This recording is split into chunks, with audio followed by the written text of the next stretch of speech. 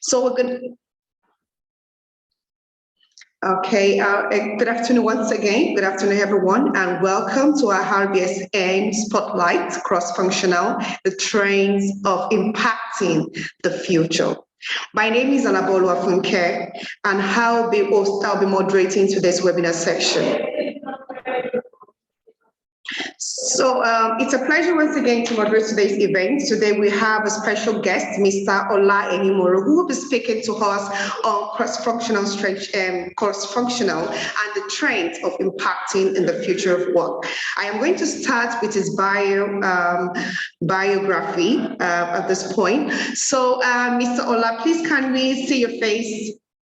Can we hear from you? Are you there? Before I start reading the bio. Good afternoon. Hello. Yeah, good afternoon. Thank you. Thank you so much for joining us. We really appreciate and we are really honored to have you here. So I'm going to start. Mr. Ola Enimoro is the Director of Human Resource for Ghana, Nigeria at Unilever Nigeria. That was in 2019. He has also led growth strategies affecting leadership, organizational effectiveness, talent and performance management, employee and union involvement, overhead and cost reduction, and an incentive initiative in this role. Ola is a seasoned human resource professional with over 25 years of experience leading talent differentiation, employers branding, diversity and inclusion, organization design, culture and employee engagement, employee leadership relations, business partnership across industries at national, African region, and global levels. Ola's is a professional experience including position human resource at Seven of Botley Company, PLC, Indemnity Finance Limited, Liberty Bank Limited, Guinness Nigeria Limited, Nestle Nigeria PLC, Laverge Africa PLC, among others. He has also led various professional bodies across Africa. He was the president of Nigeria Profession in Egypt between 2021 and 2022. And the president of Benin Interest Group from 2010 to 2014. He is currently the head official of members of philanthropic organization that supports the less privileged Benin people, Kogi State, Kaba, Benin local government area. Ola learned a BA in English and a master's in public administration from University of Ilorin. He has also a leadership program certification in the Institute of European Administration, their affairs, that is INSEAD in Lagos Business School. Thank you so much. This is a very robust profile, and I'm sure that as I'm excited about having this personality here, this Mr. Ola.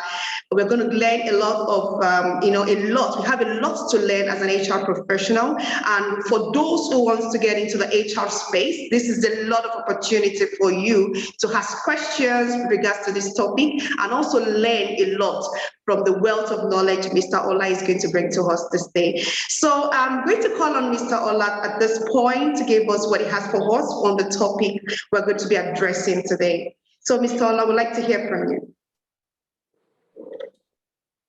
Thank you very much. I appreciate first the invitation to come and share experience. To be honest, I'm not a very big fan of presentation, but I have about 5 slides that I've put together just to be able to drive the conversation.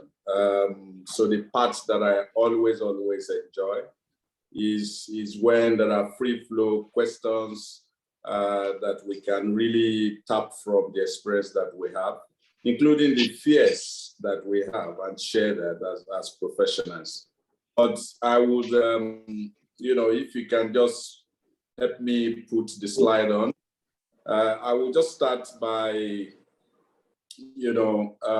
introducing myself in one slide, because I think this is important because we're talking about experience sharing. And it's important for us to also see the journey I've been through myself. And hopefully there'll be one or two areas that will be of interest to you to ask questions later, especially when we're also focusing on, how you improve or leverage on cross-functional experience. So I would say that, post-graduation, I have worked for a little above 25 years.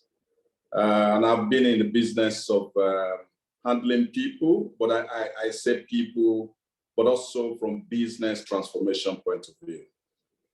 So it's HR, not the emotional HR, but HR running from the business, looking at the business and driving equilibrium in terms of creating opportunity for people, but also ultimately for business to succeed so that we can have people on those jobs. So that's my own concept of HR, and I've got very good opportunity organization, which I will come to in a minute, that I think has given me opportunity to learn and be able to do a bit of that. So out of these 25 plus years, about 10 of those years are in the FMCG space, and I'll come back to that. I've also had a bit of stint in finance and banking industry for about a little over 3 years. And then, the rest in the building material solutions, about 6 years. About 19 of those years, I was working from Nigeria. And 6 of those years, I had an opportunity of doing an expatriation in Ghana, also lived in Egypt, in North Africa, looking after the whole of Sub-Saharan Africa, and also had a global role where I live in, looking after the entire continent in my role. You've mentioned that earlier. And then I also had the opportunity of partnering with organizations like yours, INSEAD in France, where I was a student to improve, my senior management leadership program. I also had a bit of stint of that when I was in Diageo in Lagos Business School. But I think what is important, you also see the logo of companies that I've worked, and then I'm sure some of you who are good in mathematics would already be saying, okay, 1, 2, 3, 4, 5, 6, 7 companies in 25 years. What is the average number of years that is spent in those companies? So the most important thing is that I've been able to go a bit in the financial, FMCG, and also what they call the building material solution. Which is, so when I'm working, what do? I have a lot of passion for volunteering. I had a very humble background, and I know what it means to actually raise money to buy your WAEC form. And so for me, I always pull friends, colleagues together, belong to association where we're able to share from the meager that we receive to those that we feel need it more than we do.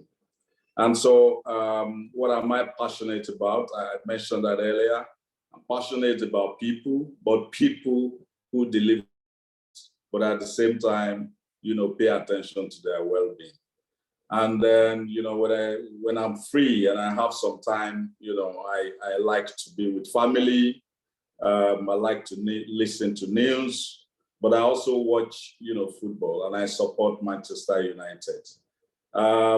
So those who support United, you would understand that these days we have to continue more resilient to take a lot of defeat, but sometimes at least we're proving it. From the family front, so I have kids. My first daughter is currently doing her national service with Nestle, one of the companies that I've worked before. and then, 3, 16, and the twin boys who are 11. So if I say in terms of professional specialization, I will put it in 3 big buckets. One is HR partnering, talent management, which is what I did a lot at the global level, and also business change and transformation. This will be, a way I would summarize myself in 1 page, but, it won't be complete without sharing what my purpose is.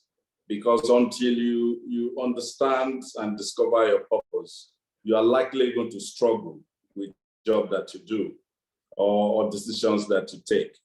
So my purpose is making life meaningful and fun. And what do I mean by this? There's already so much trouble in the world. And whether you're at work or you're at home, there's a lot of stress that people go through. But one of the things that make life easy for you is when your life is clear, and you're able to make meaning out of maybe the job that you're doing, you are clear about what you need to do.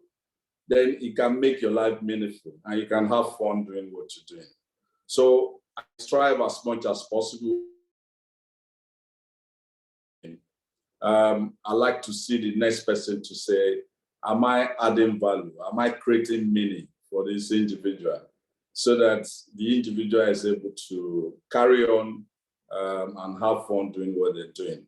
So you can note your question, in terms of my journey, which I think would also be useful, later. So if you can go to the next slide, please.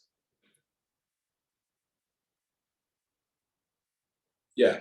So on this slide, what I've just put here is first and foremost, before we start to talk about moving from one function to the other, we need to really understand what is the fundamental thing in terms of why business is set up in the first place. Every business that is set up, first and foremost, is to make profit. And so when you grow your top line, and you're also able to manage your bottom line, the difference is what is called profits. And so every organization's mission is to grow top line and bottom line. But to be able to do that, you have to create a sustainable internal and external environment that enable you to be able to do that. So whether you are in finance, you are in HR, you are in supply chain and all of that, you are bound by this principle that we have to grow the top line. Bottom line is managing your costs in such a way that your bottom line is not eroding what you have made. To put it simple, if you are supposed to sell and you are selling very well, but your cost to sell is higher than what it's supposed to be, it's going to erode, the reason for your being. So if we get that principle in our mind, that's the first thing that determines the existence of an organization in the first place. And I'm staying on, organizations, profit-making organization. And so if you have that, what will now be the role of the line or the business leaders with the HR? The primary role of HR to be able to achieve that is to help organizations create a capacity with purpose that helps that organization to be capable, accountable, and have an engaged employees. So how you can be capable, how you can be accountable is also because you are very clear about what you need to do. You fully engage and align with the mission of the organization. And the function that is usually charged with the responsibility to steer organization in this direction is usually HR. But HR don't do this alone, and that's why I say line and HR primary responsibility. And generally, one of the ways you measure, for instance, the success. So if you like, how does success look like if you do this job very well, especially in today's world that pandemic has actually now redefined the way we now work. And you must have been hearing a lot around the new normal, the hybrid system of working and so on and so forth. Measuring your success, if you do that job well, will mean first a fit, agile and digitally enabled and collaborative team that is able to deliver. And then you also have very strong employee value proposition to attract, because today is more around the people that you have that make the difference between company A and B. So build and retain great talent in an efficient manner. And when I say great talent, it doesn't mean that everybody has to be brilliant. It's just having the kind of talent that you need, you know. And I give you an example, for instance. I've worked in an organization where, you know, they also distribute materials. And at the beginning, we started to hire very, you know, high-graded university graduates to distribute products. You know, it's not as if they're not great talent, but they're not talent that fits the kind of a job that you want them to do. And then you start to see that you have very high attrition. But by the time you step back and say, what is actually the kind of people that I need that is great for this organization, for this particular job that we need to do? Can you go back, please? Sorry. Yeah.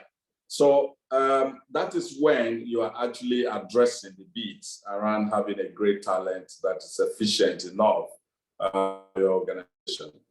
The other bit is your high performing, the team you're forming to deliver, you know, has to be high performing team with a culture of accountability and right incentive. And when I say that, making sure that your compensation program is addressing and driving the right level of performance that you want the organization to have. Clarity of individual and functional roles and interdependencies. This particularly talked to my purpose, you know, ensuring that everybody in the business is clear about what their role is, what the role of their function is, and how they also relate with the other functions to form the whole of the organization. So the interdependencies needs to be clear. HR will normally lead in the area of having an enabling policies, processes, procedures that inspire and drive progress and unique employee leaders experience, okay? So finally on this one is having an engaged employee with strong psychological safety, you know, to help them to deliver a result. Your team must be delivering results, because if they're not, you know, that's what makes the difference between an organization that is doing well or not. So I just wanted to use the next slide to talk about what we do in Unilever, because this is a spotlight, very close to this. You know, our principle is always built on what we call the 3 C's. Okay, the 3 C's, the first one being the bit around capacity, how we are organized, how we ensure that we have the right resource, you know, to be able to fit the way we are organized. But more importantly, having the foundation, you know, to be able to lean on. And I will come into that in terms of what it means. The other one is around capability, you know, the competencies that you need to be able, the competencies that you need to be able to deliver the business goals. And the last one is more around the culture, you know, how we are here, you know, how do we take feedback? How do we create opportunity for people to speak to us? How do we tackle issues of well-being and so on and so forth?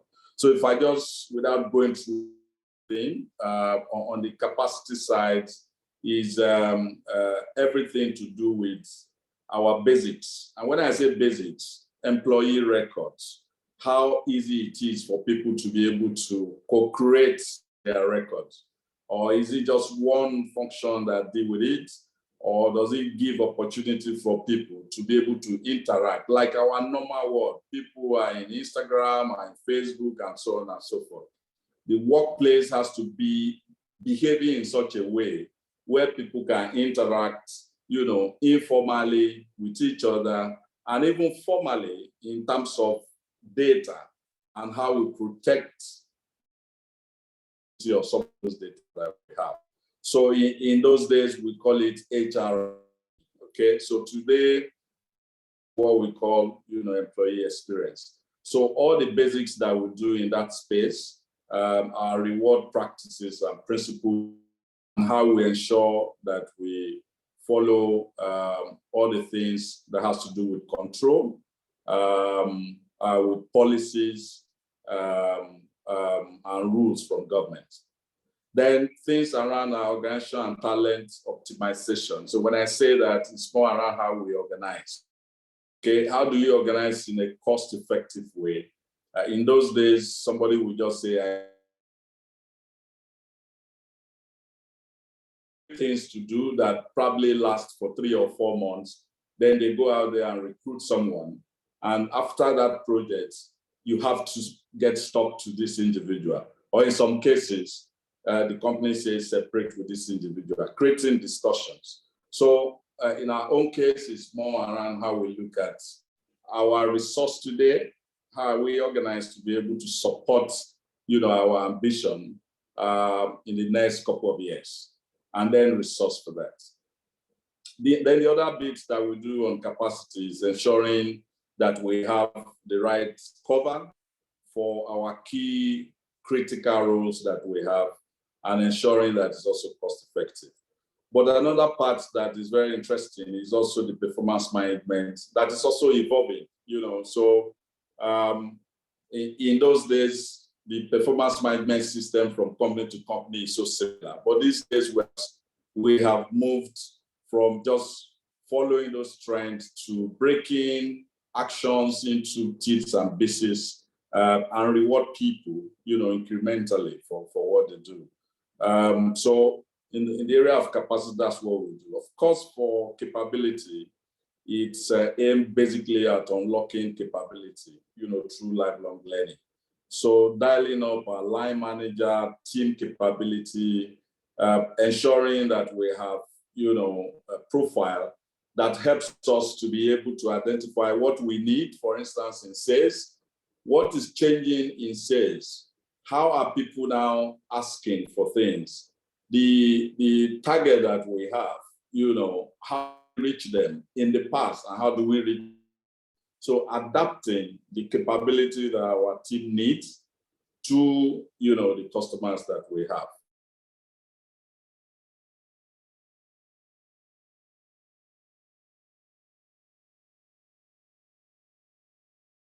The capability for today and for the future. So we call it future fit capability. So which is talking about how we upskill, how we reskill, and even some of the future skill that we need. As we have seen, the business is also evolving.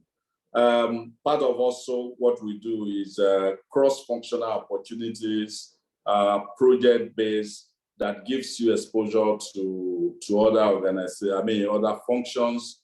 Now we have even started what we call agile way of working, where we divide key objective of the business and have cross-functional teams working on that. So it's not like those hierarchical, this job is for sales, this job is for marketing. We now have people across different functions working on a topic and bringing their own expertise onto the table. And by the same token, learning, from other functions. The last bit, which is always a very strong bedrock, is our focus on well-being, wellness, diversity and inclusion, equity, and so on and so forth. So these are some of the 3 big buckets in terms of what we stand to support the business to hit the top line and bottom line, if you don't forget what I said at the beginning. But in doing this, we always want to get guided by being more human, humble, transparent, inclusive, and impactful, with the way we do that. So if you can go to the next slide, please.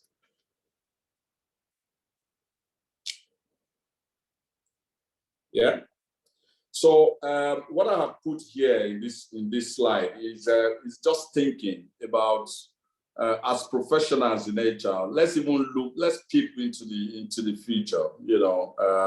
We always like to talk about trends and all of that, but let's just peep into the future and what are some of the directional learning themes we need to be focusing on if we have to succeed as HR.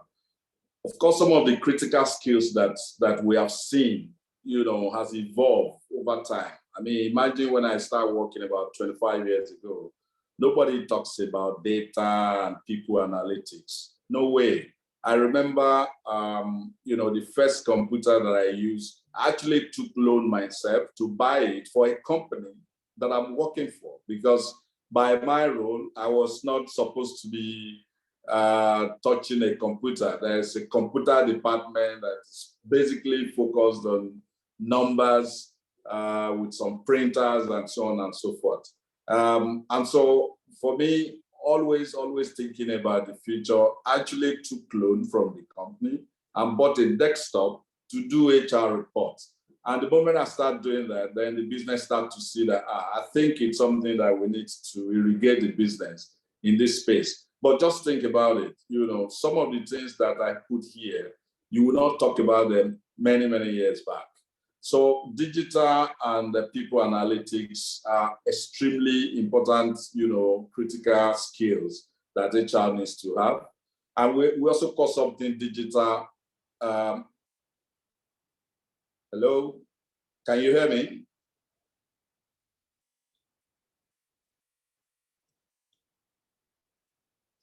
Yes, sir, we can hear you. You can hear me, okay. So if you can hear me, I will just continue. So there's also something we call, digital evangelists, which is something around now that we've been talking about digital and people analytics. HR professionals themselves have to, improve their knowledge so that they become the evangelists for that, because we have seen the criticality of using data, for very good, information. Strategic workforce planning, when I say that, is more around the way we resource these days. You will start to see in the next couple of years that you probably will not be seeing people, just one person saying, I'm working for this company. You would start to see people working for multiple companies, because it's a new thing. People like to do a little bit. The new generation coming in now want to do a little bit for this company, a little bit for this company, and so on and so forth. And so we have to brace up for that. Freelancers, contingent workers, you work, just think about it. All of these are now, the new skill that we have to learn. But the constant is the bit around stakeholder engagement. Change management will continue to happen, whether it's now or in 10 years' time. We still have to continue to manage change and that. So I put some few indices here, between 2021 and now. Some of the things that are common today is the bit around adapting to the gig economy, focus on data, adopt chatbots, those kind of stuff that we see in our informal life coming into the workspace space. Reskilling for continual performance. In the next 3 to 4 years, we would start to see personalized review system. And I tell you, it's already evolving. Even in my company today, we have started looking at the way we do performance management, where you form a team. The leader is also now assessed by the team themselves, rather than the leader just being the one pressing down. Agile ways of working would also mean that your squad that you supervise are also going to give feedback on the amount of support that you have been able to bring to the table. So some of these things are changing, and so the reward system for for that is also changing, okay? And then we imagine that in 2030, most organizations will already be working in an agile way of working, where things are broken down in pieces, and then you do a bit of this here, a bit of this here. My HR team this morning, we're already talking to say some group of people like business partners will just be in a group and start to render service like consultants to the business. And some of these things are already evolving. So maybe 2030 is even too ambitious because it's almost here for us. So my recommendation will be, get used to technology and innovation on data analytics. But if I'm saying that, it could be because of my age. Maybe it's already a given to a number of younger people listening to me. But there could also be people in my category that feels that this is a bit of a pain, but we have to get used to it and improve all the time. Focusing on organization success by aligning HR goal with the mission, break work into bite sizes and align performance management to that effect. This is the way forward. If we start to think, in those days, there used to be something called 9-box grade. And in many companies in Nigeria, you may still have it.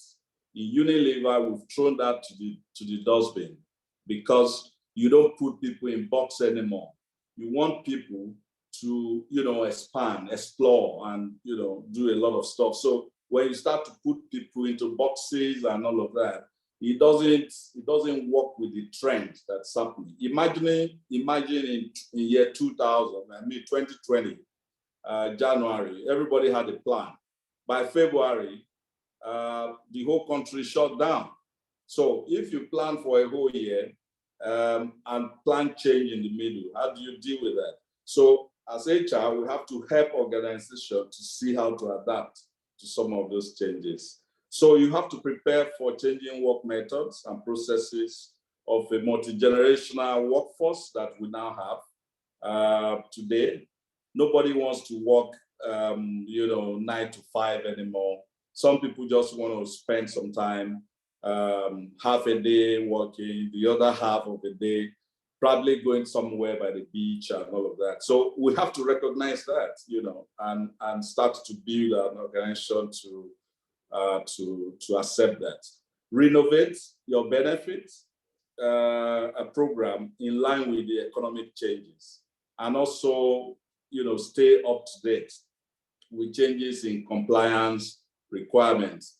Every country is looking for money here and there. Things change all the time. So, so this will be some of the few proposals that I make.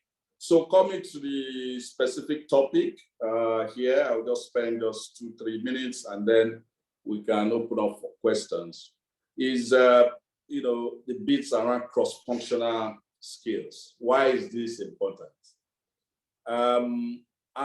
And this concept, I'm going to be very open here.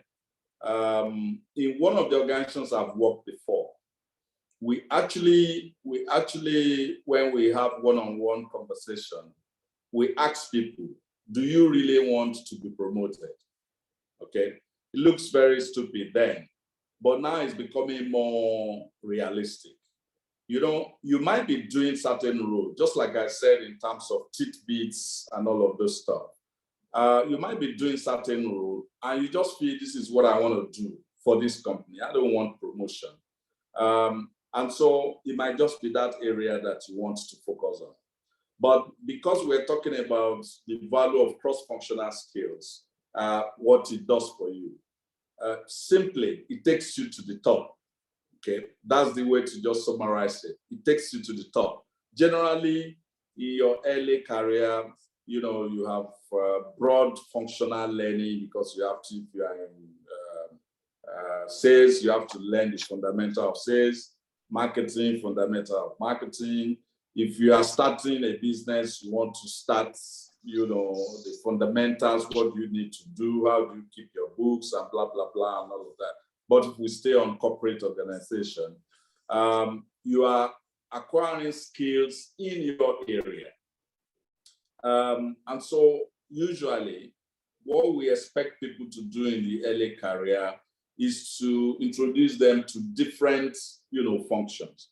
And that's why most organizations like our own in Unilever, we have what we call UFLP, which is Unilever Future Leaders Program, where we get these people in and we plan rotation for them in the first 12 to 18 months.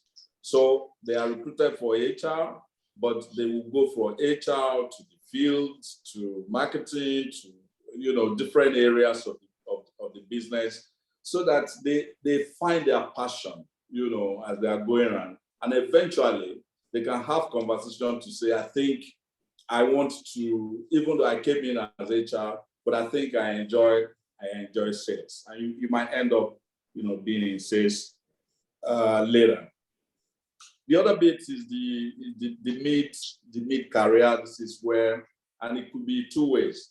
Either you are in mid career by growing vertically, or you have also, worked a bit in different areas and earn you this other role that would involve you, in addition to delivering your job, also managing people.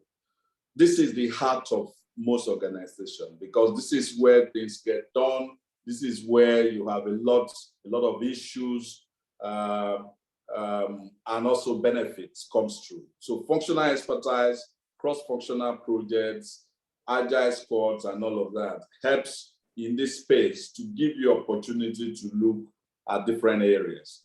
But of course, to get to the top, when you say you are top management, you are expected to know across the functions. For instance, you can be a CEO without knowing a bit of different areas in the function. You may not be an expert, and you're not expected to be an expert in all the areas. That's why you have heads of function in different areas. But your leadership, the experience that you have, having cross-functional experience and skill, and note what I said by experience and skill.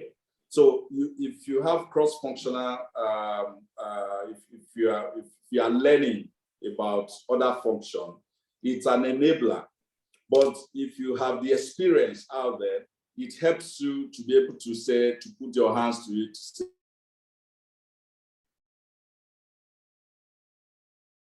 the 70-20-10 principle comes in, when you are having those kind of opportunities. The example I gave about the UFLP could be a good one. However, because they're still in early career, sometimes the first 2 years after university, people are still a bit naive, to focusing a lot on what they want to learn. But of course, a lot of people come out quite nice, and then they grow very fast. And that's why when you're in that program, your progression is usually faster. But this is also changing, because everyone in the business also deserves opportunity to have that kind of, experience. So on one hand, I'm saying early career, mid-career, and top management, one of the things that's a huge enabler to that is cross-functional experience. Now, how do you get it? And what are some of the things organizations put in place to be able to enable that? So projects, program at the leadership level, because even when you are top management, you are still learning. At all times, you still have to be open to learning. So if you have opportunity to sponsor a program or a project outside of your core area, it helps you. I remember in one of my previous companies, as HR director, I was also sponsoring projects in supply chain. And that really gave me insight into how do I produce in Nigeria and send to Ghana, for instance. I've never thought of that. But because I was the sponsor, I have to listen to the experts to understand what their issues are. How can I unblock some of the, using my authority as a sponsor? So that also gives you that kind of opportunity. Group business incentive also helps, because it's an enabler. If the business has an incentive, say a bonus scheme that says that if we all fail, we fail. So we have to learn to support each other, or making sure the ball is not dropping anywhere. It also spurs people to want to understand what's going on there and see that the ball is not dropped. Agile ways of working, I spoke a lot about that. A cross-functional project team, center of expertise can enable you to grow vertical. However, it also could help you to see how you adopt that to support other functions. Business partnership role, specifically in HR, helps you. For instance, one way in my career, I remember when I was in Diageo, I started as business partner for the functions. And at a point, I was asked to be business partner for supply chain, which was the bigger part of the business. At the end of the day, by the time I've done these two big areas, I've covered the business. So I understand 10 leadership meetings in finance, in sales when I was for functions. Then I also understood the business language in supply chain. And it was easy for me to be appointed chain manager for West Africa when we now had to do a business project across Ghana, Nigeria, and Cameroon, just because of the cross-functional opportunity that I've had. So lateral, vertical, rotational, and boomerangs are also some of the things that is an enabler today.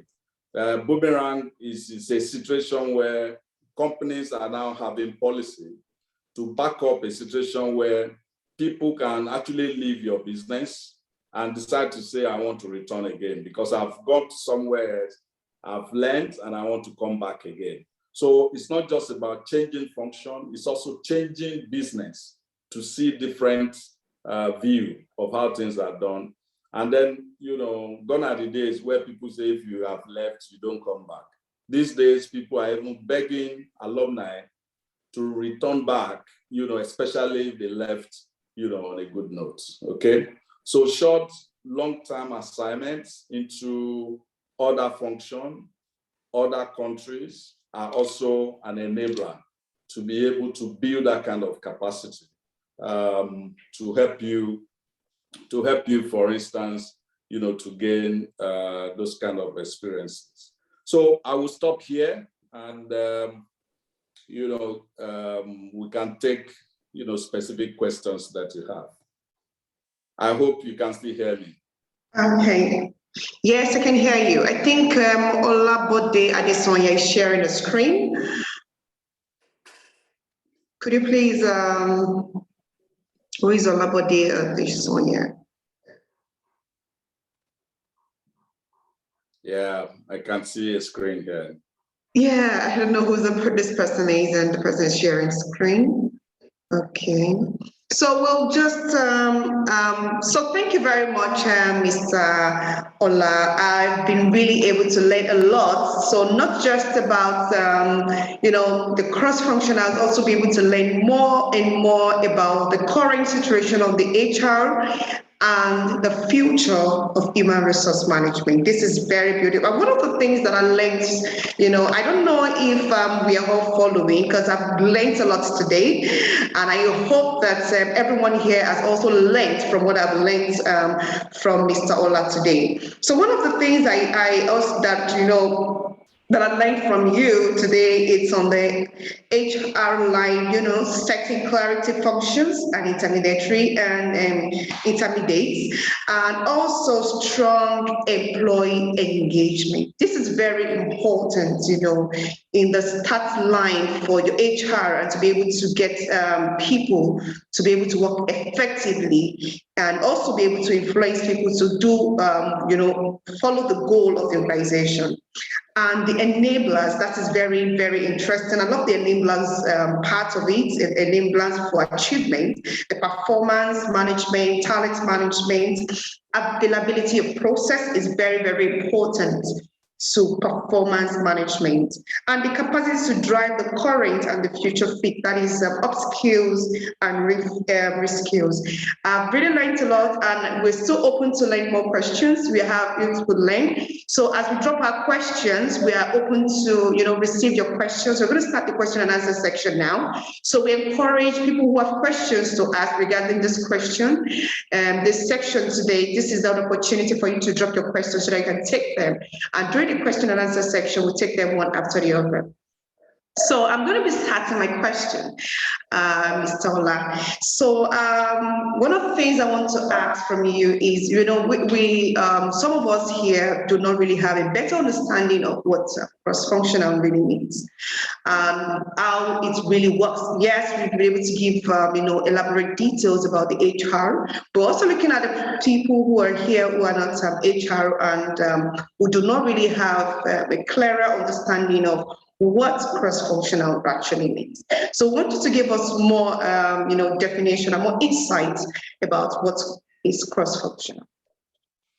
Okay, so I'll try to give a very practical example, maybe that would help. But basically what cross-functional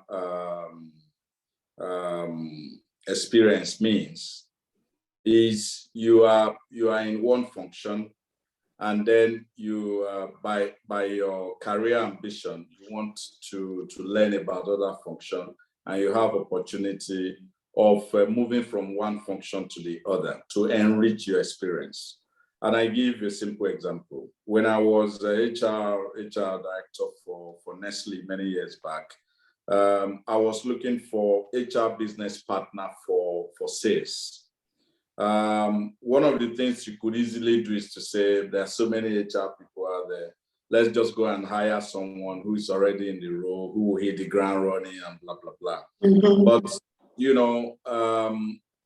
to be able to promote cross-functional experience for people, the decision was to say, can we get someone who is already in sales, who has passion for HR? When I say HR, for human resources, not as a function, but for people. Either he has passion for impacting knowledge, or he has passion for managing, conflict, or he has passion for enabling development opportunity for people and all of that. And then we went out into the team and appointed someone into this role. So this person is coming from the field as a sales manager, now coming as HR business partner for sales. So why did we do this? It's also to ensure that the transition is smooth enough, because you are on the other side before, where you are able to say, I suffer this, the HR didn't help me to do this and blah, blah, blah. So you know where the shoe pinches, okay? And so when you come in, you now have the opportunity to address or redress some of those things that, you also experience as a sales manager yourself. And then because you are also from sales, you already have network within sales that you can also help in the engagement and getting the pulse, from the field to be able to address and come up with a bespoke intervention from the HR point of view on how to support them. So for me, this was a very, very good, experiment for cross-functional opportunity. And this guy came in, but when you come into the HR now need to invest, because you're coming from somewhere where there are certain ethics for HR that you are not aware of. So we now have to make sure that there's a proper onboarding, a proper investment in this individual transiting fully into the role and make success of it. My experience, not just this individual, a couple of people and roles that I have done this way, they end up doing extremely well. And I see that this same individual I'm talking about is a very senior HR guy in the industry today, even after leaving Nestle. Okay, I thank you. think this could be a way to understand what that means. The point I'm making in summary is that it is not just things that I want to have a cross-functional experience. You also have to do it with purpose. Okay. So if you are in a role, I've also got people who say to me, I like learning and development. This is where I want to stick. I don't want to do HR business partnership. I want to stay on learning and development because I have a plan to transit to consulting and leadership consulting and so on. And I want to continue to do this. But even in that situation, I still say for you to do that, have a cross-functional experience so that you can talk from experience elsewhere to express the kind of skills that you have. Yeah, thank you very much. I think that is very clear, and I'm sure that people here also be able to get a clear understanding of this. Please, if you have any question, once again, please drop your questions on the chat box. We're going to be taking them one after the other. So secondly, thank you very much for that insight on cross-functional and what it actually means, and also bringing your experience to be able to explain to people better for those who do not have a better and a clear understanding of this topic. So we're moving in a multicultural organization. How do you manage workforce in cross-functional? How do you manage workforce when talking about cross-functional? In every organization you have different functions. So first and foremost, the responsibility for managing team is the line manager. Okay, and you have multiple line managers. And if you recall the pyramid that I showed, maybe at mid career level, you start to have group of line managers who are also guided by certain rules and principles, but basically more the values of the organization. So for instance, it could be the organization can have a value of respect, for instance, and define what respect means. Respect could mean the way you even write, writing nicely to people. Respect could also be that you have to be transparent with me. Respect could also be that you have to set expectation, clearly. If it's the rule, it's the value of the organization try to, ensure that kind of rule percolates this group of leaders to ensure some level of consistency, across the organization. So coming to the question that you also raised, this group of people would also be open to an opportunity to create opportunity for people development. So if head of HR, the head of finance, there's someone in my team, for instance, that will say to me, you know what, I think in the next 2-3 years, I want to have a stint in marketing, all right? So it's my job to speak to the marketing director that I have someone in my team who is passionate about joining your team, and then make sure that the kind of conversation, little conversations start to happen in terms of where there are opportunities, can you give this individual a chance and all of that. Those kind of things even also stake the beats around creating opportunity for cross-functional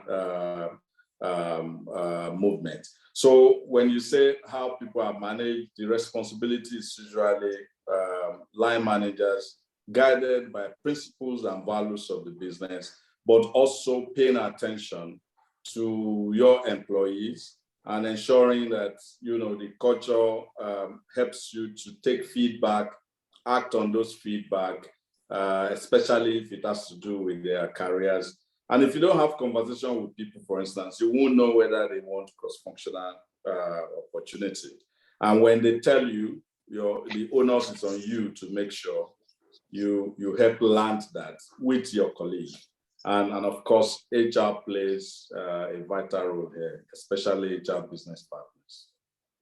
Okay, thank you very much. I think what I could pick is key, the key rules. The rules is very, very important. Rules of engagement is a very important thing. So as a person to be able to adapt to a certain culture or a certain working environment, you need to understand the rules, the rules of engagement, which is very important. So thank you very much for that. And there is one thing I like to also have an understanding of. There are some organizations, for example, whereby once you get into the organization or you've gone into the organization for a period of time, you have to spend, maybe you spend about 6 months. So they want to take you through all the processes whereby you move from one department to another. You spend 2 months, 3 months, 4 months.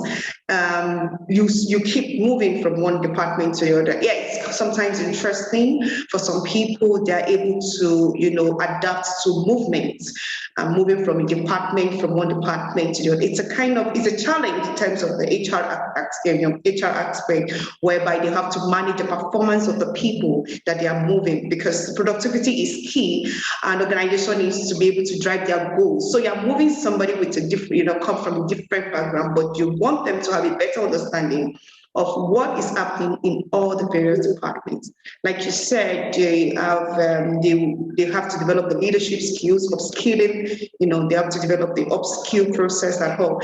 So how do HR and leaders, let's then not put it on HR alone, how do leadership manage this process?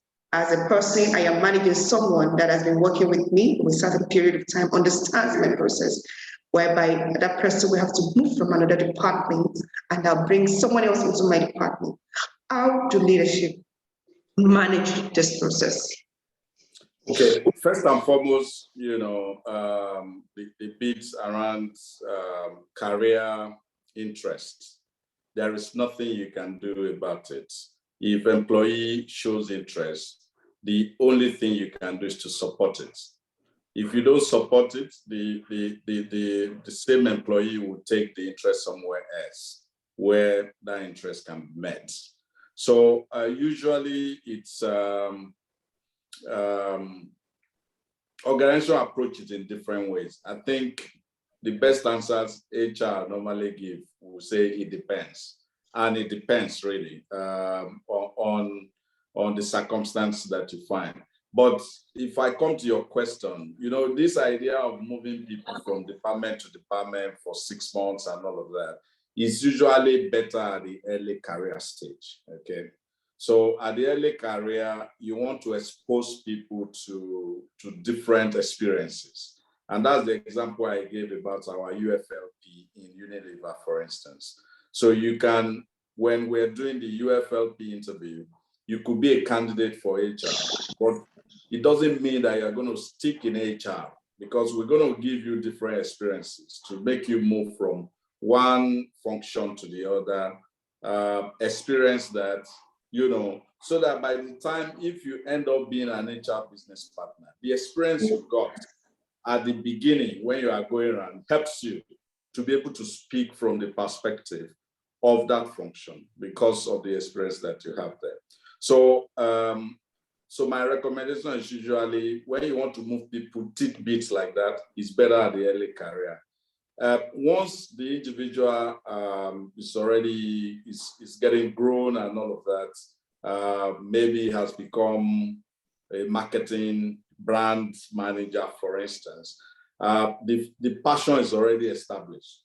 The only thing you want to start doing here is to create some cross-functional experience, like having to manage project that is beyond just brand, okay? It could be maybe you are planning how do you manage FX challenge that the company is having, and you pull this individual there. The expertise is coming from finance, but this individual is going to learn about, what are some of the things that we can do, whether it's localization of our raw material. So idea from supply chain, from finance, is now going to be on the table where, you know, the individual is learning. Even though a brand manager is also learning some other things. So, so that is that. The last part that you said in terms of somebody's already with me, already understand the process, and now this person has to either be transferred, you know, to somewhere else to gain more experience. Of course, there's some level of discomfort it will give you, especially if your organization is very flat. But that is why every organization must have what we call very strong onboarding process. And there's something we call, now I forgot it, but it's something like when you are leaving a role, you have to make sure you document your processes, your repeatable models in such a way that whoever comes in, the onboarding process, whatever you're doing, is not difficult to be able to take that. And don't forget that the individual that is going to take this would also have some level of experience anyway. And so it is bringing a different experience to complement, you know, the way you used to do things. Depending on how you look at it as line manager, it could even be a blessing in disguise, because this individual has been doing certain things, certain way for you. This person will come in and say, you know what, I think, you know, we can do it the other way. I had that kind of experience myself when I was handing over a particular project when I was working as a global talent lead for Lafarge in France, to a colleague who came in to take part of the job.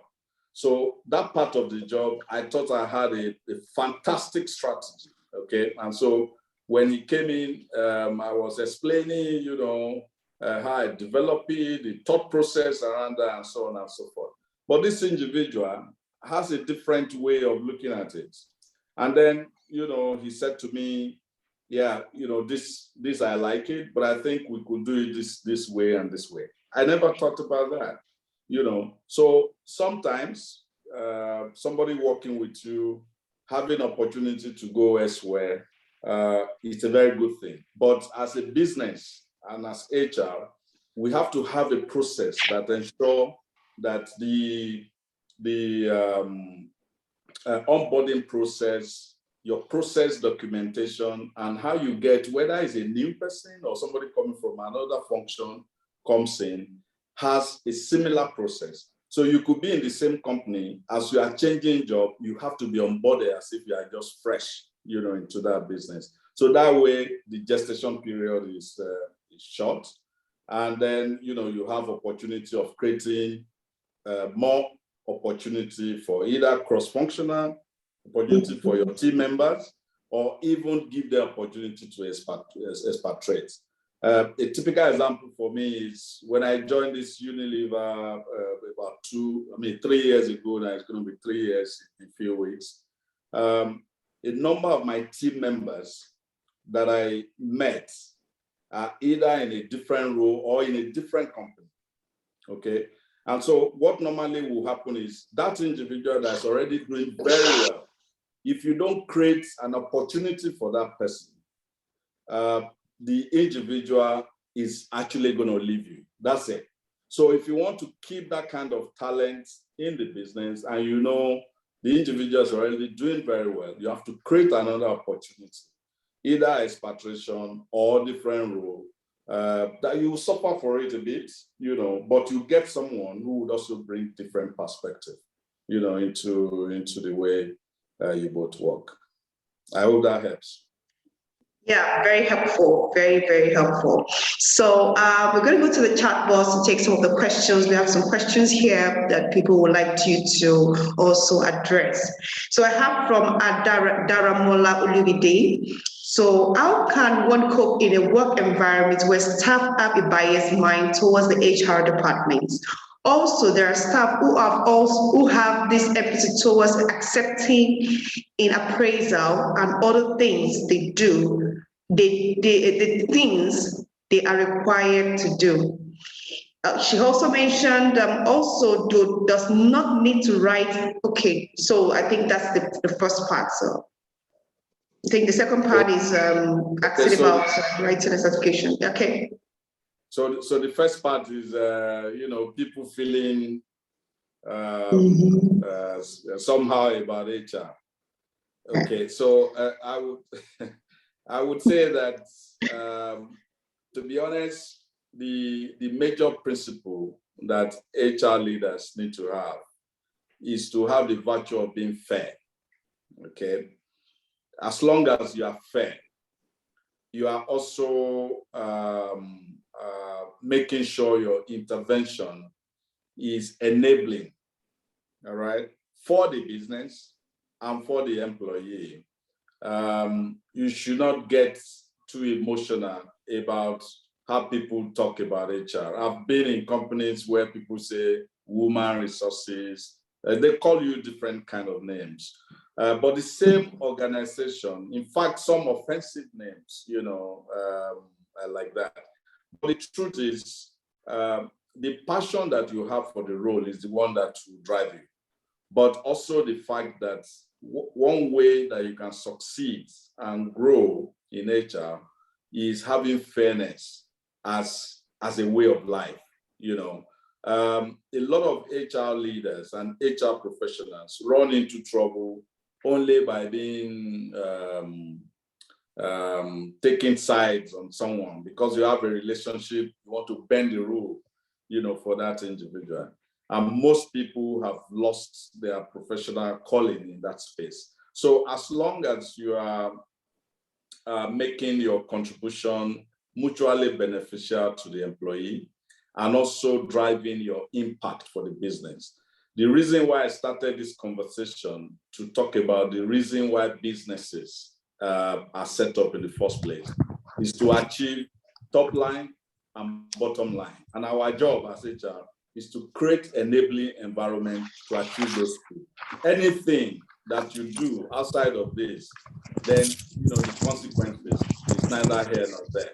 But being very detailed, being very fair to employees, there's a lot of background noise. Yeah, sorry. Okay, so being very detailed and being fair to people should be your guiding principle. But of course, as I said, the value that you add, getting the leader behind you, as long as you're getting, you are doing the right thing and having satisfied yourself, don't bother so much about what people say about HR. People are very complicated. Human beings are the most complicated in organization because just think about it. Everybody joins the business because of what they want to take from the business, okay? You put in your best, you want to be paid for it, okay? That's it. And the more your needs are, the more you want to ask. And then HR is the one standing in between, if you like, standing in between. And so people will normally criticize. And I usually do one example and I show my palm like this and I ask people, what do you see? And people will say to me, they see a dot. But the dot is just about 2% of the size of my hand. That's what you can see, all right? So when you do anything that is not fair, it will rubbish all the good things that you do. So if you are fair yourself and you are consistent, that solves that problem. I remember when I was starting this career and somebody was interviewing me, he gave me a coach. I mean, a coaching tip that sticks with me till today. He says, if you want to be liked, everybody to like you, maybe you should go and be a pastor or some politician. But if you want to be a successful HR leader, you have to prepare that not many people will like what you do. If everybody likes what you are doing, you probably need to check because you may not be doing the right thing. You may just be rubber stamp, but your business is to help the business succeed and help people to grow and succeed with the business. So, yeah, the other part of the question, it's about appraiser, where people don't like. I didn't get the question very well, but it's more like people are resistant to appraisal process and all of that. First, it depends on how your appraisal program is done. You see, many organizations, have been in some of them in those days, where the objectives are not clear.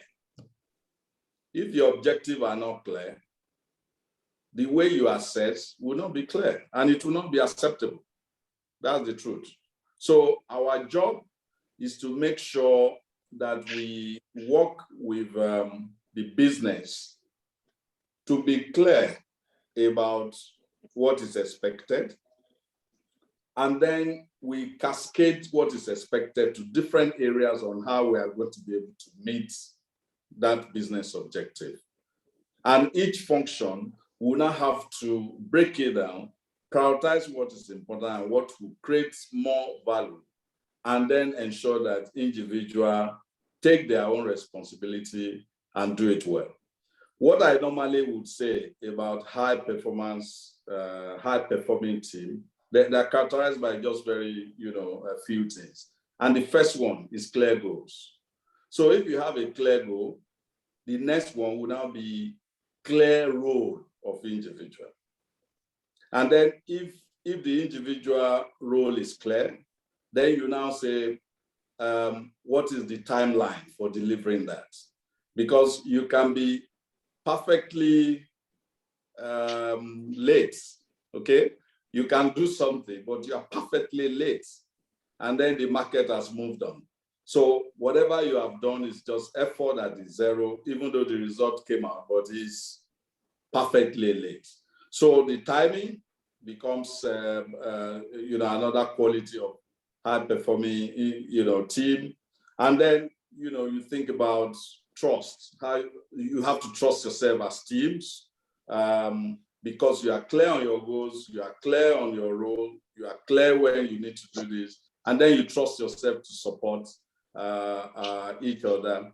And then when you achieve results, you celebrate, okay? Those kind of stuff. And so what we say performance management that people are pushing back on is we mess up the first 2-3 things, and then we expect people to accept. All right, because when we talk about performance management, it's not just the sweet thing. It's also taking decision somebody who is not doing well. Okay, and so when you are sharing your pie, and then you say this thing didn't happen well, and why are you just telling me now? Because it's not clear to me from the beginning. So if you get your home right at the beginning, the tendency for people to push back is less. But if we think about the future, as I shared earlier, the way performance is managed and tasks are managed now is moving. It's not like saying, this is my goal for the year. People now have what we call flexible goals. Every 3 months, what are the priorities for this 3 months? So that you are able to also reward for that or document, so that eventually you can aggregate the performance and have that thorough conversation at the end of the year. And then it won't be something you have to argue in the end. So that would be what I would say on this. Thank you very much. I'm sure that your question you've been able to get more clarification on your questions, Daramola. So moving on, we also have Mabel Olaoye, who is saying that the HR officer in my company resigned at the end of January. So I proposed cross-functional role for a contract staff who was a full staff in data management before restructuring. I believe it would do well in handling some HR responsibility. My supervisor did not support this idea because the guy is a contract staff. I am not allowed to recruit I'm not allowed to recruit someone else. What is your take in my supervisor's excuse? So the first question is, what is the solution from the supervisor himself? So if he doesn't agree and he doesn't want you to recruit, what does he want himself? So that's it, the elephant in the room. But coming to your specific situation, I mean, HR role, and in different organizations, depending on the maturity of the leadership, can be neither here nor there. So it can be frustrating in some organization where they don't invest so much in listening and seeing the intervention that you are bringing. So I would say welcome to the club, but it doesn't mean that HR is the only one that goes through this. Even people in brand can say, I want to do this kind of advert. You say, sorry, I don't have enough BMI for you. This is just the only money I have. Go and think about it. So every what can I say? Every profession has its own. But on this particular one, you've identified someone, okay? I think what you need to do is you have an account for the person that resigned, at least the person that resigned must be earning something. So there's already some kind of savings for February, for instance, for this individual. So what I think you need to do, because you have to always think about the business. There's something called, in many organizations, they call it SG&A. In my organization, we call it overheads. This is the cost of running the business, the people cost and non-people costs. And usually when your line manager says, don't recruit someone else, he's thinking from that perspective. How much do I have to be able to pay this? So make use of the resources that we have within. One of the things you can do is to invest in this individual to learn about HR as much as possible. Look for a coach, look for someone outside of the business, but be sure that this individual is also passionate about HR, okay? Otherwise, you can be fighting for someone who is not passionate. That's not what the person wants. And then the outcome is not really going to be good. And then the man who, I'm not saying is doing a good thing now, the man who says, I don't like the decision you are taking, will say, I told you, okay? So just be sure that there is a passion from this individual, okay, to want to do HR, and then invest in that person. You can send for basic HR program. You can, I'm not advertising for this school, but you can also get someone exposed to some of these programs. You will be surprised that people who are not a typical HR person come in with different views on how things need to be done. But the only thing that you need to pay attention to is the bits around the basics. Okay, we talk a lot of big grammar in HR, intervention, capability, capacity, and all of that. If you don't get people data right, at the end of the month, I'm supposed to earn 10 naira, you pay me 9, and you can't explain that. Whatever intervention you are doing is zero. So you have to make sure that this new HR person, let the person even start from the basics. Understand the basics, get the basics right, policies, processes, blah, blah, blah, that enables the business. Then you can start to, invest in a higher skill on how they lead, on manpower resourcing, learning and development, talent management, all of this stuff. But I think if you have already taken the decision, you should also push to make sure you are able to sell the reason why you are taking that decision and get this individual into a permanent role, because I think that would be a big motivator. Otherwise, why are you sending me somewhere where I'm not even sure you're going to give me the job? Okay, so it's a true life question, so I like that. But there's no one way answer, but I think you may have one or two ideas from what I said. That would be the way I do. Okay, not to take too much of your time, we're going to take the last question from Abubakar. So Abubakar, this will be the last question. Then we're going to move to the admission and sales manager, who is going to be telling us about the benefits of the programs. We have a lot of people here who are asking questions about the CIPM, the HRM, and all the certifications that can actually help them to be an HR professional and all to be able to do well in their current role. So after these class questions, we're going to be calling out to the HRM sales and admission manager who's going to be telling us more about this program and how we can participate in this program, how we can enroll for this program with Rome Business School. We have all this certification program to guide you and support you in Rome Business School. So we'll take the last question, then we'll move to the sales and admission manager who is going to be putting us through all the certification programs, the examination, and the processes. So we have Abubakar, going back to Abubakar. So we said most employees are skeptical about automation of work.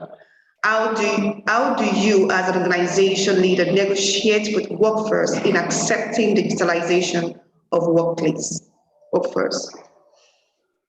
Okay, first and foremost, anyone who is afraid of automation is probably not living in the current and not preparing for the future. So, see, there's something I like to say here, which as professionals we have to imbibe. The only way to get employee to believe us and respect us is to hit the nail on its head. Let's tell people the truth about the evolution of the workplace, okay?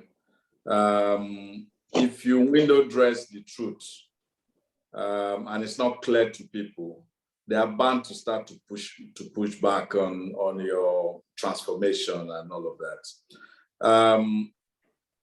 In the environment where we work, especially the manufacturing space, people will say to you it's beneficial to have more people, we are creating more opportunity for people and all of that. But the truth about it is also that when you automate, your end of line and all of that, the machine will do what, 10 people at the end of the line for 3 shifts is 30 people. The machine will do it easily and do more than what people will do. Unfortunately, that's the reality. And most organizations, will do that anyway. And interestingly, the individual to manage the emotion of people and all of that is usually HR. But the truth about it is you cannot window dress when the business says this is what we want to do, in terms of automating our processes. The only thing is also when we talk about future of work, is something around reskilling and upskilling.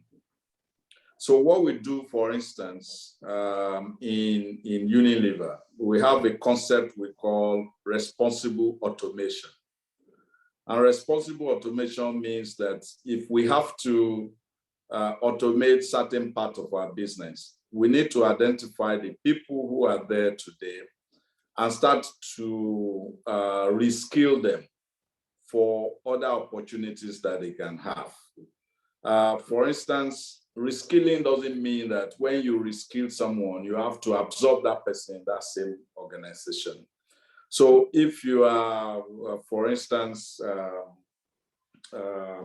welder in our factory, and then we know that job is going to go away, responsible automation will mean that by the time we're severing with you, we're also putting you through a talent acquisition program that helps you, for instance, either if you want to set up a business for yourself, what does it mean in terms of, who is going to handhold you doing that?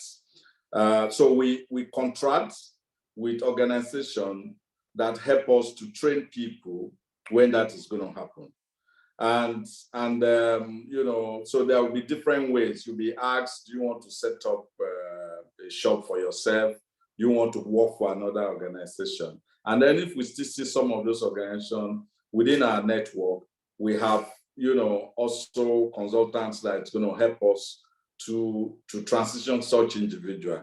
Success rate is usually not 100%, but at least it's a very good way to say, when there's automation, we do it responsibly to make sure that we plan the transition of this individual, handhold them for 3 to 6 months sometimes when they have left the business, and also track the progress in terms of, the success that some of those people are making. And then we could also say, they can form an alliance, for instance, for some of the services that they can render to us.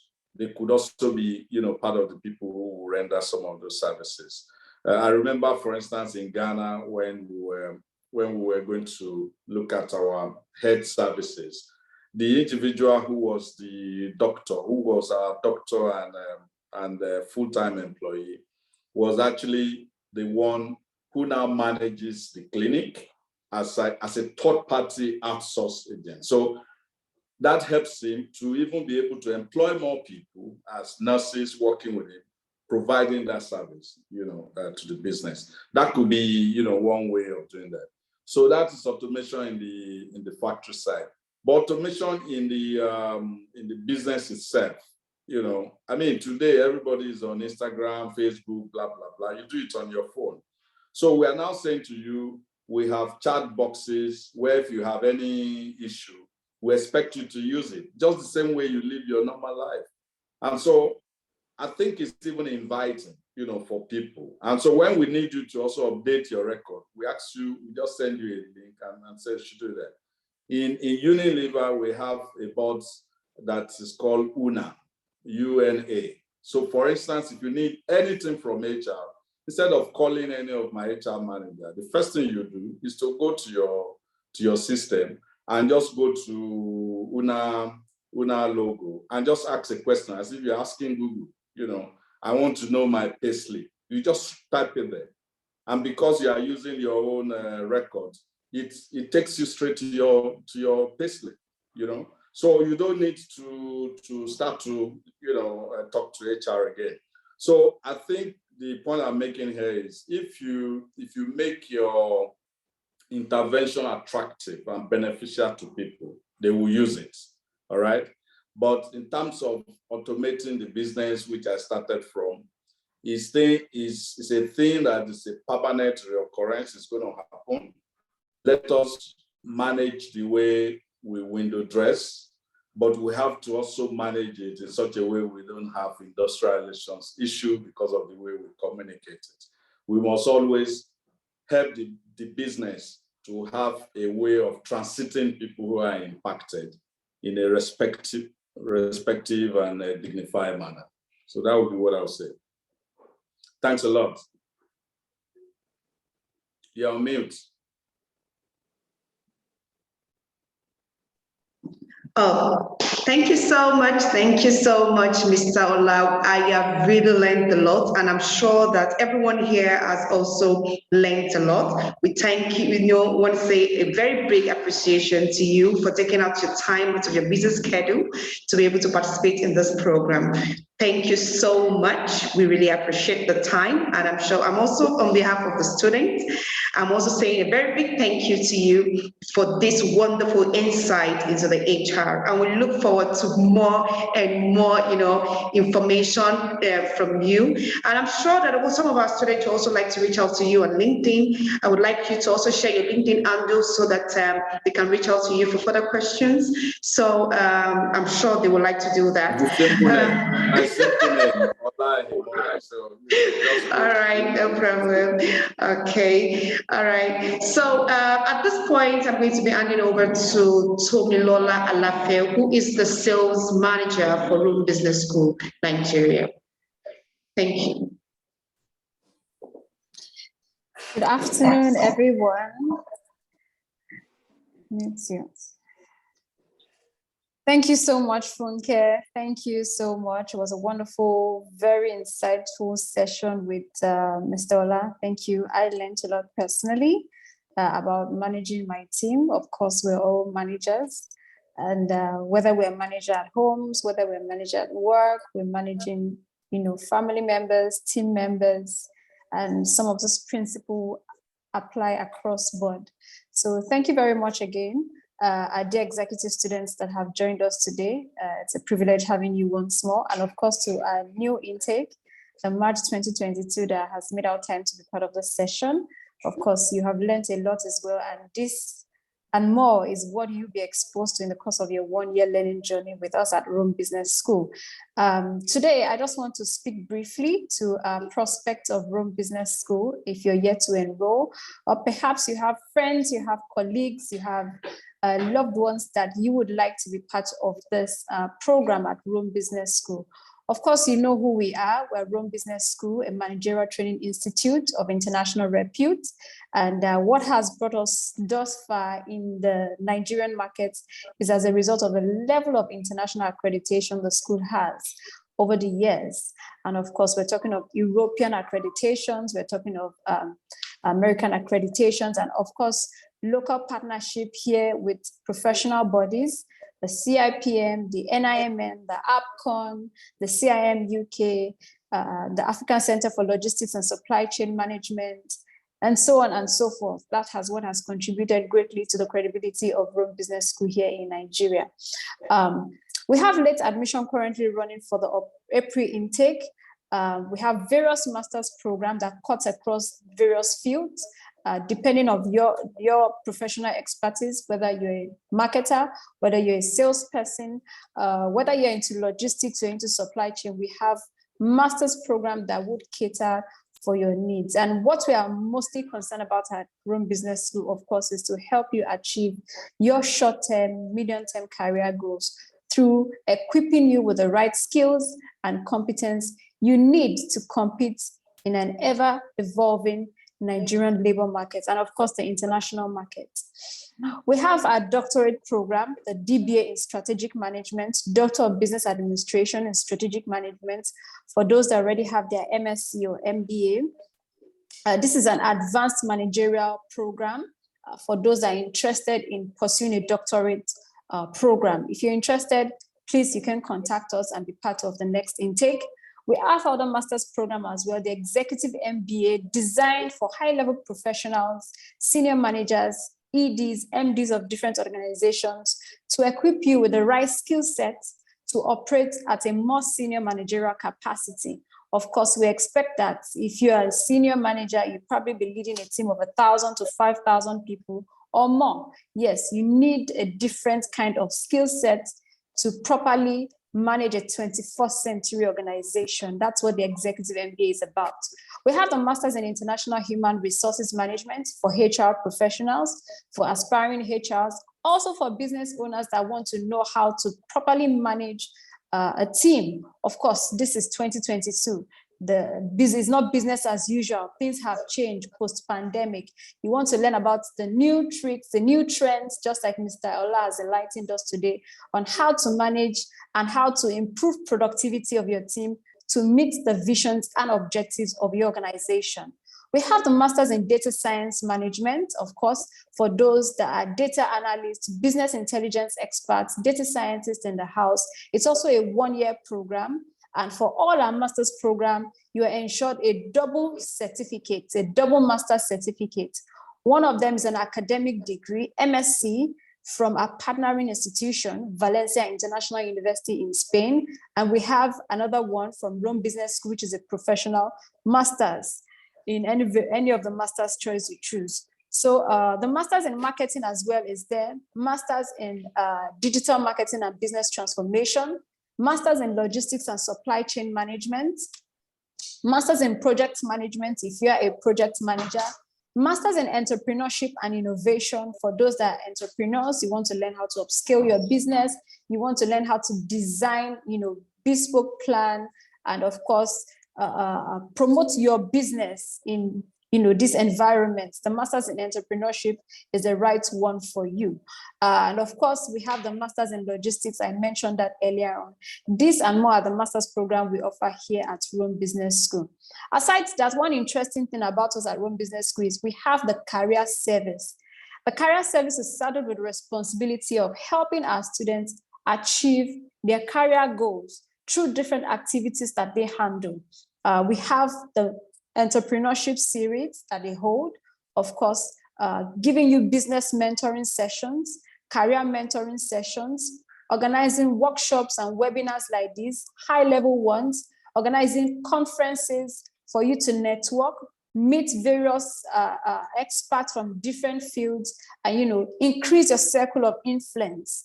These are more the activities the career service has. Aside that, we try to do CV optimization, work with you, capture your expectations, why you want to do a master's program, and help you with the right resources and platform to ensure that your dreams are achieved.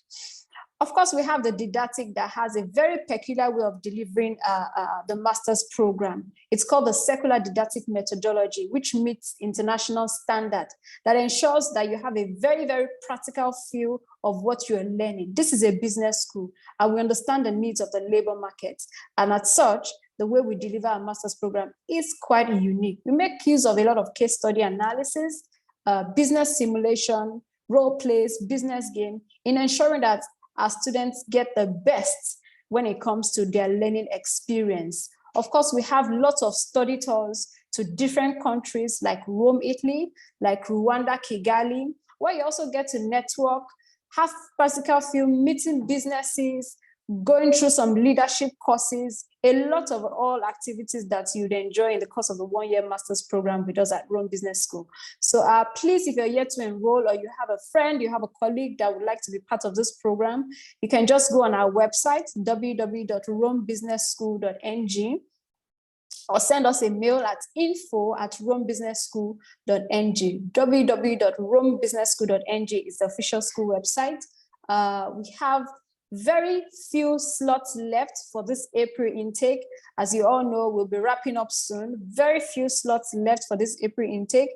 And for those that want to enroll, we can consider them for a partial scholarship if you refer. For our students in the house, please, you can also refer your friends, refer colleagues, and we'll be glad to have them on board. We cannot wait to have you start your learning journey here at Rome Business School.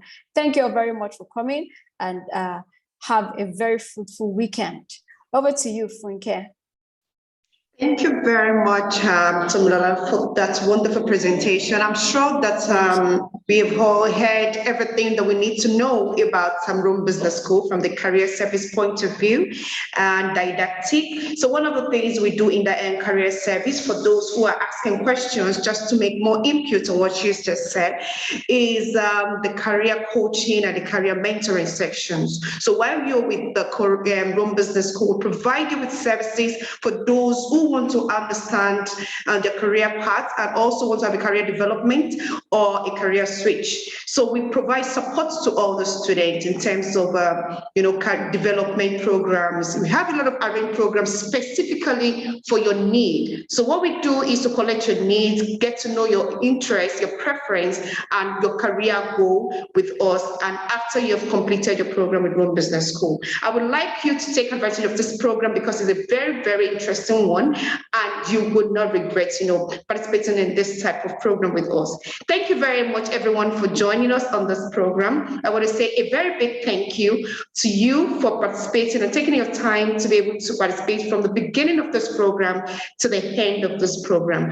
On behalf of our country director, Dr. Humphrey Akanazo, who is also not here with us today, I want to say a very big thank you to everyone here, and also our dean, Professor Antonio Ragusa, who is in Italy, is also extending his wishes and his appreciation to those who are participating with us today. Thank you very much once again, and have a wonderful week and have a wonderful weekend. Hope to see you in our next section, and also keep learning and relearning. Thank you, and have a wonderful evening. Bye-bye. Ciao.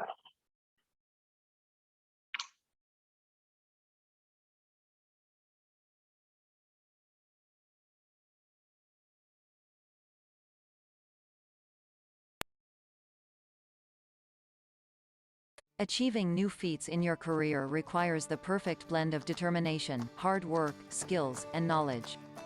The first two you build, the other half you acquire. The job market is always evolving, and only those with flexible skills and a strong knowledge base can adapt. The question you may ask is, how do I find time to acquire these skills between my busy schedule, tons of meetings, deadlines, and my personal life? Meet Femi, a young staff in a financial firm. He is dedicated to his work and he gives his best on every assignment. Despite his work ethic, his boss often complains about the final output and his ability to innovate. Femi knows something is missing. Therefore, he decided to improve his skills and gain more technical knowledge.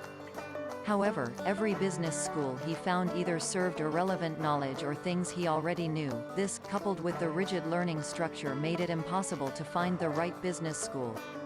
His friend recommended an array of innovative managerial courses from Rome Business School, Nigeria to him. Femi was reluctant to apply, but right after the first lecture, he knew he had made the right choice. Rome Business School is a managerial training and research institute par excellence. We aim to play a role in closing the gap between the academic world and the job market by providing managerial training courses suited to convey the knowledge necessary to kick off or develop professional careers or business activities. The Rome Business School has obtained the ISO 9001:2015 certifications, which recognize the top quality standards of our training activities. The ISO 9001:2015 accreditation gives our institutions the quality systems that provide the foundation for excellent student satisfaction and continuous improvement. In Nigeria, an average of 500,000 employees are due for a promotion every year, but only 10% of them have the skill and knowledge base required for their new roles. There is no written law that says it must be so, especially for you. To have a rocketing career that makes you fulfilled, you need to experience constant growth and promotions. At Rome Business School, we have taken every step to make career advancement as seamless and cost-effective as possible. With top-hat tutors, unique course outlines, flexible learning plans, and affordable courses. All our courses are fully accredited and recognized by many local and international professional bodies and organizations like European Foundation for Management Development, Chartered Institute of Personnel Management, Principles for Responsible Management Education, Italian Association for Management Training, European Association for Distance Learning, European Council for Business Education, European Union, the Italian Republic and Chamber of Commerce, among others. We offer up-to-date curriculums, easy-to-understand courses, and applicable methodologies. We offer professional courses in Executive MBA, Master in International Human Resources Management, Master in Agribusiness Management, Master in Marketing and Communication, Master in Marketing and Sales, Master in Data Science, Master in Entrepreneurship and Innovation. All our programs can be taken 100% online or on campus, which makes it easy for you to juggle learning with your regular job. Our registration process is easy and well laid out. Our career service experts would help you in choosing the most suitable course and learning structure for you. To get started, visit our website www.romebusinessschool.ng. You can send an email to nigeria@romebusinessschool.it or call 09067556524. Or start your enrollment at enrollment.romebusinessschool.ng. Rome Business School, better managers for a better world.